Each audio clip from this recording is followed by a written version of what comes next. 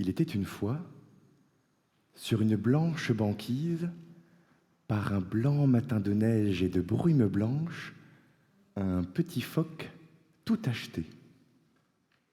Tout rouge de colère, il tournait en rond comme un lion dans sa cage. En effet, Loupio, car c'était son prénom, n'en pouvait plus de sa maman. J'en ai marre qu'elle m'interdise de tout faire. Elle ne me laisse jamais nager sans mes brassards, maugréait-il. Et puis, elle chante toujours la même berceuse. Du coup, mes copains n'arrêtent pas de me traiter de gros bébé. Je suis plus un bébé, moi. J'ai déjà 2 mois. Vexé par les remarques de ses copains, il avait pris sa décision. Puisque c'était comme ça, il allait nager tout seul de l'autre côté du grand glacier. Et on verrait bien qui c'est, le gros bébé. Malheureusement, une énorme tempête avait surpris Loupio. Emporté par les vagues, à bout de force, il nageait tout droit, seul au milieu de l'immense océan. Quand, soudain, il aperçut une colombe solitaire qui semblait aussi perdue que lui. Mais si une colombe volait ici, c'est que la terre n'était pas loin, non ?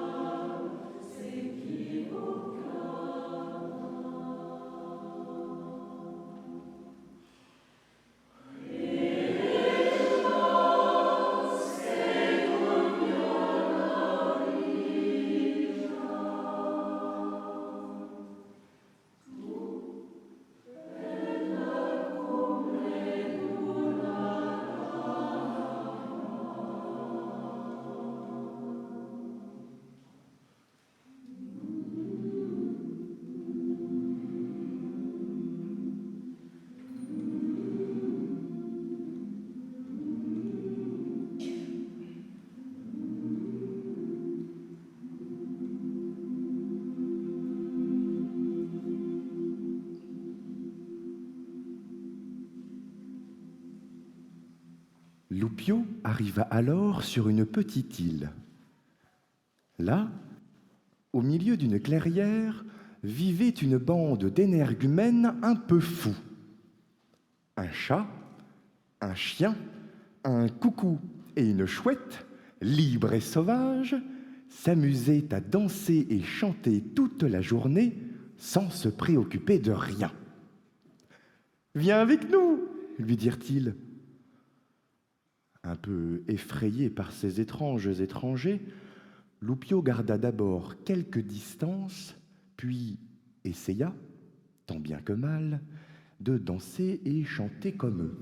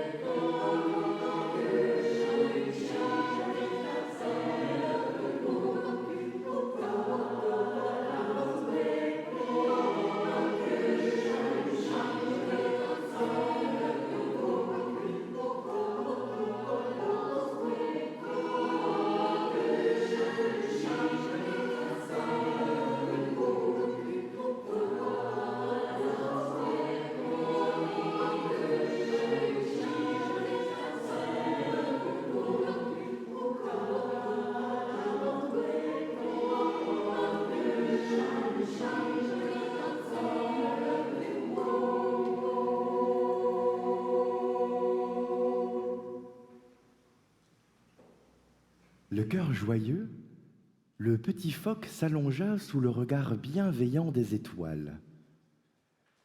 Alors qu'il fermait doucement les yeux, une mignonne petite araignée s'approcha doucement de son oreille.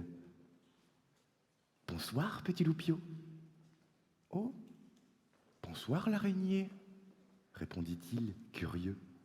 « Repose-toi et garde courage. Le monde est beau, il y a tant de rencontres à faire. »« Tant de rencontres, » répondit-il à moitié endormi. « Ton aventure sera longue et belle. »« Mon aventure sera longue et belle. » Je veille sur ton sommeil. »« Tu veilles ? » ?»« Oui. »« Mais qui es-tu donc ? » ?»« Je suis tout simplement toi, Loupio. » Et sur ces paroles énigmatiques, Loupio s'endormit. Alors qu'il dormait d'un sommeil sans rêve, il fut réveillé en plein milieu de la nuit par un chant plaintif. « Ce n'est pas la berceuse de maman, » pensa-t-il. Puis il s'adressa à son voisin pour la nuit. « Pourquoi pleures-tu, petit crapaud ?»« C'est que je me sens seul, car je suis bien loin de ma famille. » Soudain triste et songeur, Loupio reposa sa tête sur ses deux nageoires et se mit à penser à sa maman en écoutant la chanson du batracien.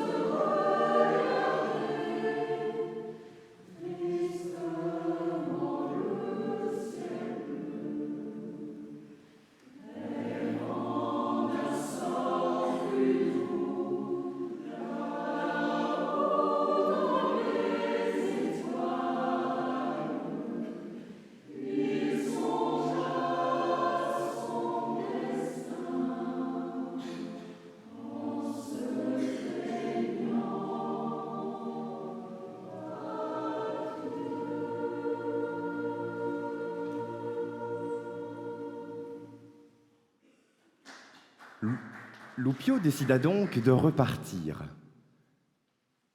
pour retrouver le chemin de sa maison et découvrir de nouveaux horizons. Il dit au revoir à ses nouveaux amis danseurs et au crapaud bougon, puis il nagea, nagea, nagea et nagea tant et tant qu'il parvint à l'embouchure d'un immense fleuve dont il remonta le courant sinueux.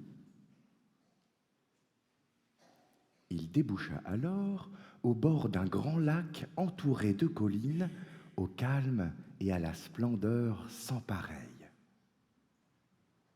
Épuisé, mais fier d'avoir tant nagé, il s'écroula sur la plage de sable fin et s'endormit comme une souche, bercé par le chant lointain d'une petite mésange.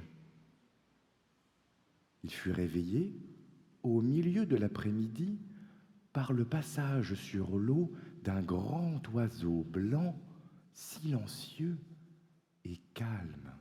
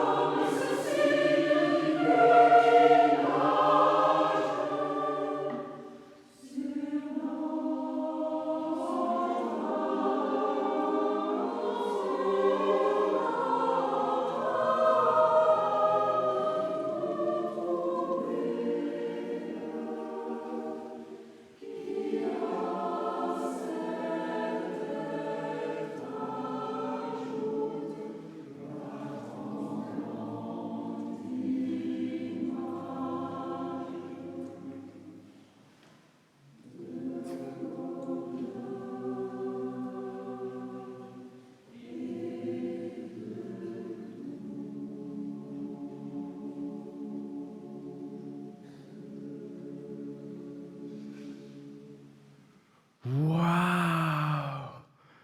Qu'il était beau cet oiseau blanc! Et qu'il était mystérieux, drapé dans son silence. Le petit phoque était comme hypnotisé par ses belles plumes. Alors que Loupio était absorbé dans sa contemplation, il fut soudain surpris par une arrivée majestueuse.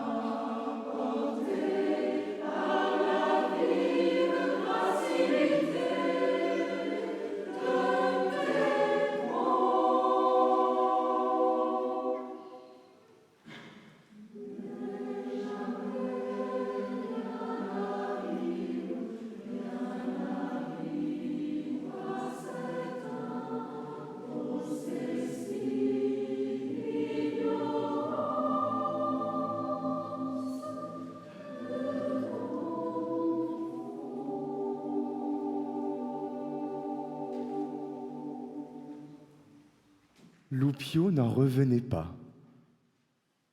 Pendant que la biche se désaltérait à lente goulée, l'ignorant superbement, il s'extasia à haute voix.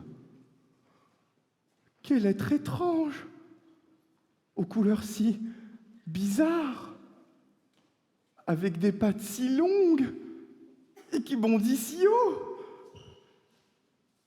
Mais il n'a pas l'air de me comprendre, et encore moins de me remarquer. » Alors qu'il s'approchait, curieux, il vit tout d'un coup la biche lever la tête et les oreilles. « Non, non, non, n'aie pas peur.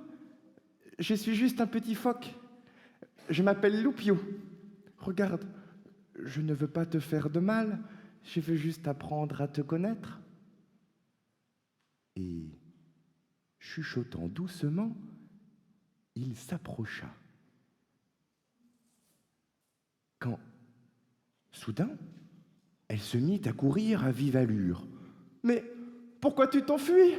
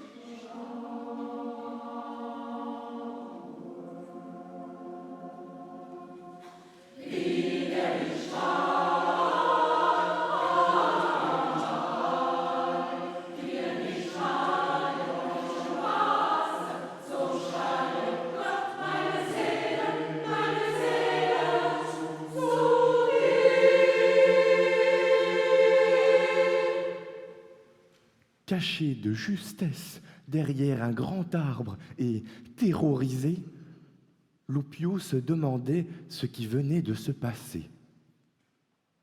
Un grand monstre était arrivé et avait emporté la biche juste après l'énorme bruit. Loupio n'osait plus sortir de sa cachette. Il attendait que le soleil se couche en se demandant si le monstre n'allait pas revenir pendant la nuit.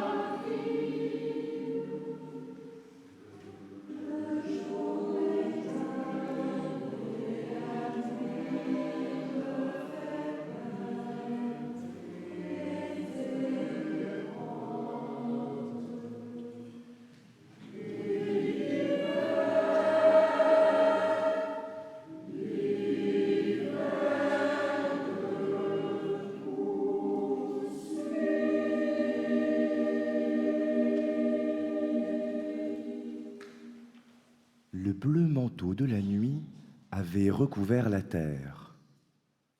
Prostré dans sa cachette et transi de froid, Loupio n'osait pas fermer les yeux. Ah, si seulement il avait des ailes pour rentrer chez lui.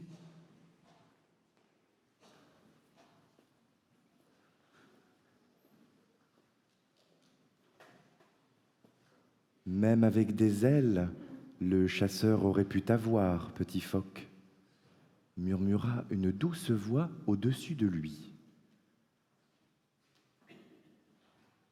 Qui êtes-vous ? Je m'appelle Jeanne. Et qu'êtes-vous ? Je suis une cane sauvage. Après un silence, elle poursuivit. Tu as eu de la chance, petit, tout comme moi. Ma sœur aussi a été prise par le grand bruit. Elle n'a pas pu revoir ses canetons. Restons cachés jusqu'au matin et dormons. Au moins, nous sommes deux pour veiller l'un sur l'autre. Blotti entre les ailes de la cane, Loupio ferma doucement les yeux.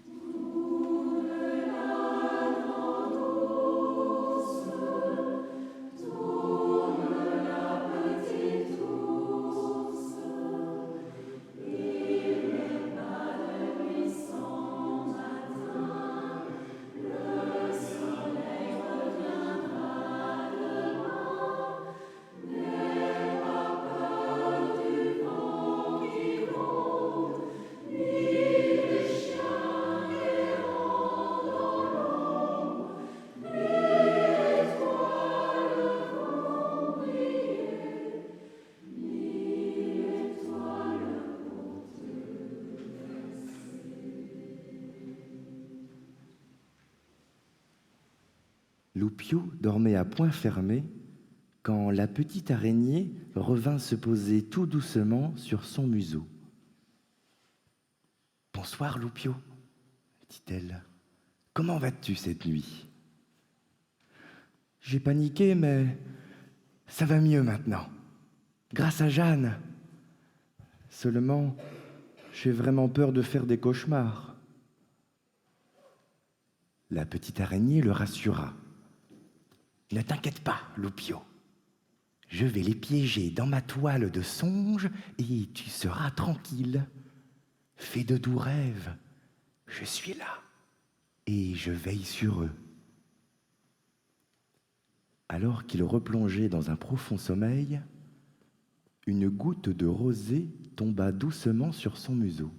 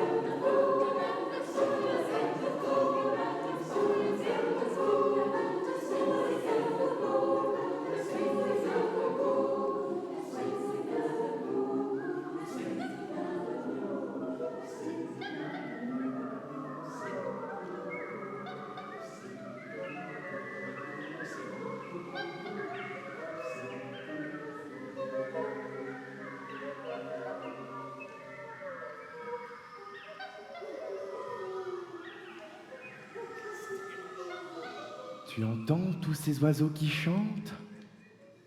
Oh oui, Jeanne, c'est trop beau. Pourquoi chantent-ils tous comme ça? C'est pour dire bonjour au soleil. Et voilà la bonne nouvelle. S'ils sont si nombreux à chanter, c'est que le chasseur est parti. Alors je peux reprendre ma route, S'exclama-t-il avec joie. Après un silence, il demanda. Dis-moi, toi qui as beaucoup voyagé, connaîtrais-tu le chemin pour rentrer chez moi, dans ma banquise? Réfléchit-elle. D'abord, tu dois traverser la grande forêt. Ensuite, il faudra nager au-delà de la mer du roi des poissons. Et enfin, il te restera à traverser l'immense toundra. Il te reste du chemin, mais tu peux y arriver. Au revoir, Loupio, et prends bien soin de toi. Jeanne le serra une dernière fois entre ses deux ailes, et Loupio repartit, seul, vers la forêt verdoyante.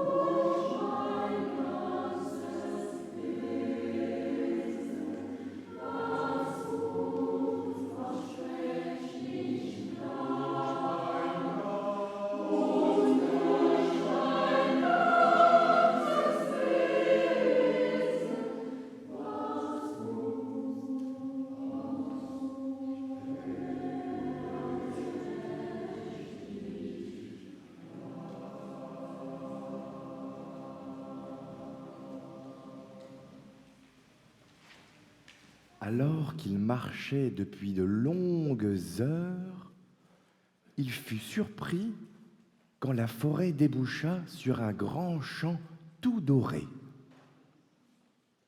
Là, juste devant une grange toute rouge, Loupio faisait face au spectacle le plus étrange qu'il ait jamais vu. Un retentissant tintamarre tonitruant d'animaux pétaradait.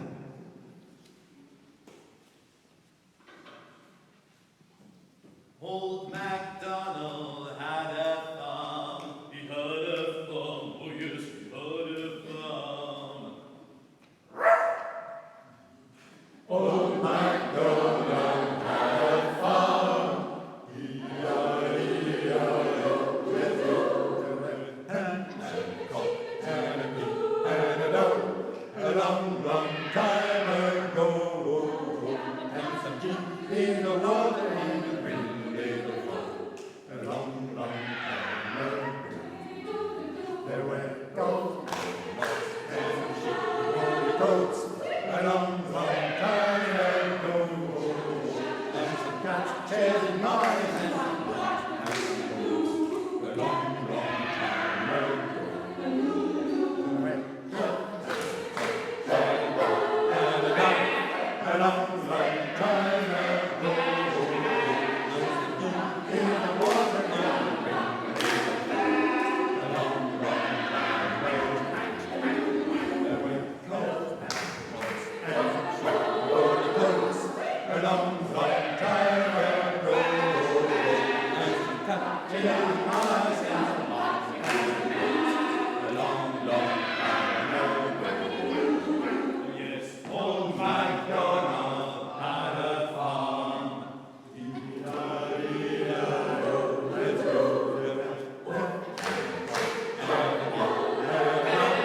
A long, long time ago.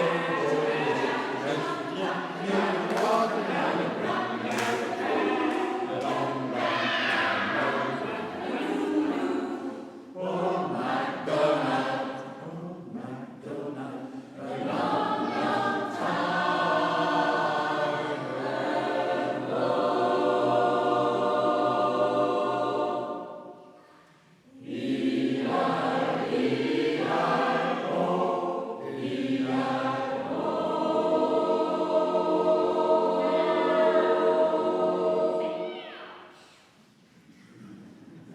Bonjour, fit Loupio un peu intimidé.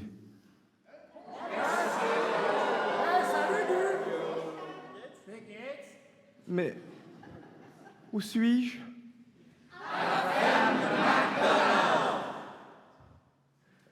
Les animaux lui racontèrent qu'ils travaillaient tous ici à la ferme. Les vaches meuglaient, les chats miaulaient, le chien aboyait, les poules cocottaient. Tout le monde braillait en même temps. C'était un joyeux capharnaüm.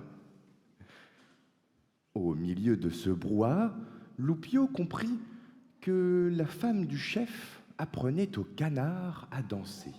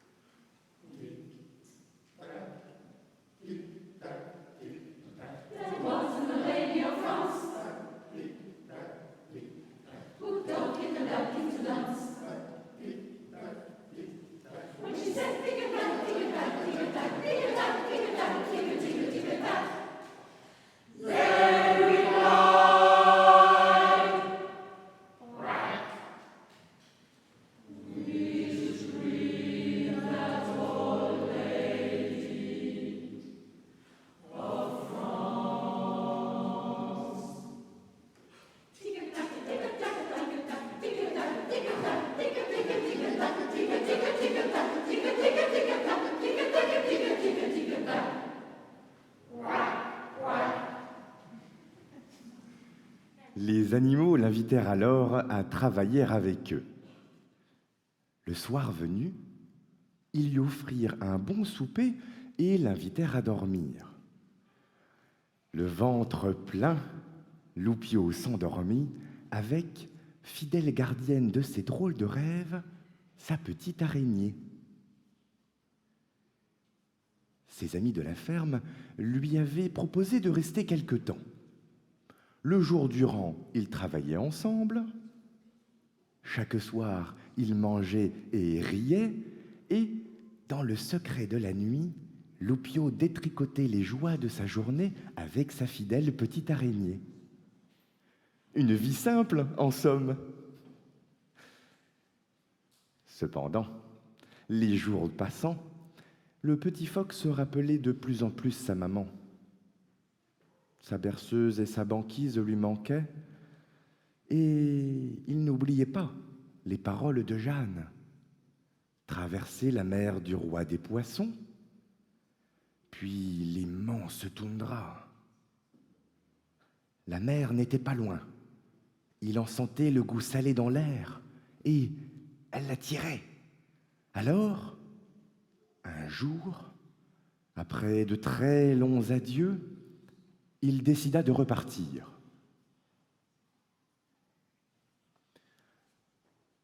Arrivé sur la grève, il décida d'aller demander conseil à ce fameux roi des poissons.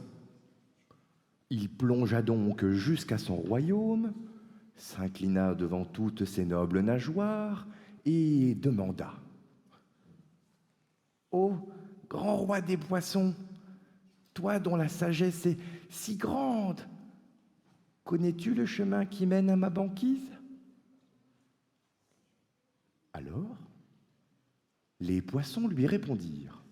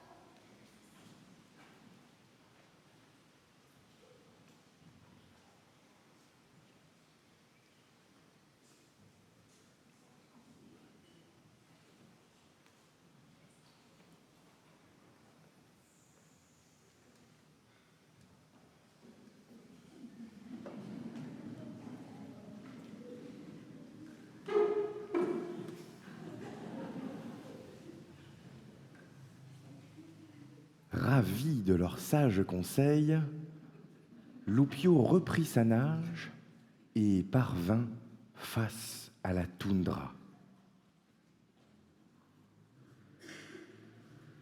Elle s'étendait devant lui, glacée à perte de vue.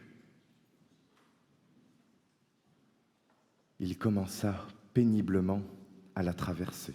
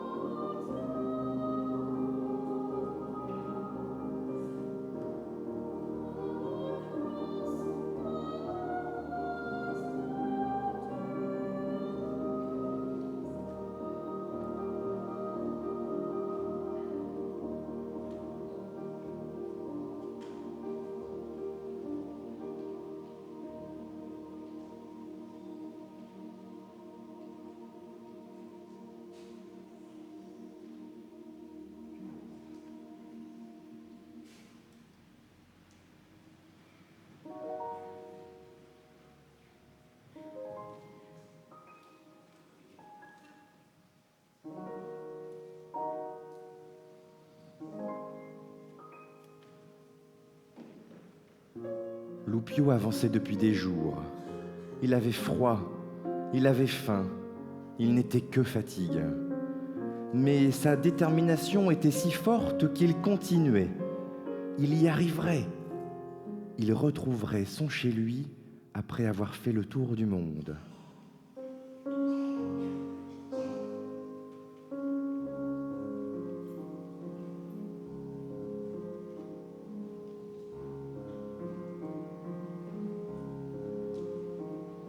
Pour l'aider, Sa petite araignée lui glissait à l'oreille les souvenirs merveilleux de toute rencontre. La colombe perdue, les animaux sauvages, le crapaud bougon, le cygne silencieux, la biche mystérieuse et le terrible chasseur, Jeanne la canne et tous ses amis de la ferme. Porté par ses souvenirs, Loupio avançait sans jamais se décourager. Un jour, enfin, il l'a reconnue. Sa banquise. Impossible de se tromper. Il en reconnaissait chaque contour, chaque rocher. Nul autre n'avait cette blancheur, cette odeur, ce parfum. Il se mit à courir et c'est là qu'il la vit. « Maman, maman !» Usant ses dernières forces, il accéléra encore. « Maman !» Elle l'avait entendu, il en était certain. Elle venait maintenant dans sa direction. « Maman, c'est moi ton Loupio. Je t'aime, maman, je t'aime. » Et alors qu'il s'effondrait dans ses bras, pleurant à chaudes larmes, elle lui murmura à l'oreille la berceuse de son enfance.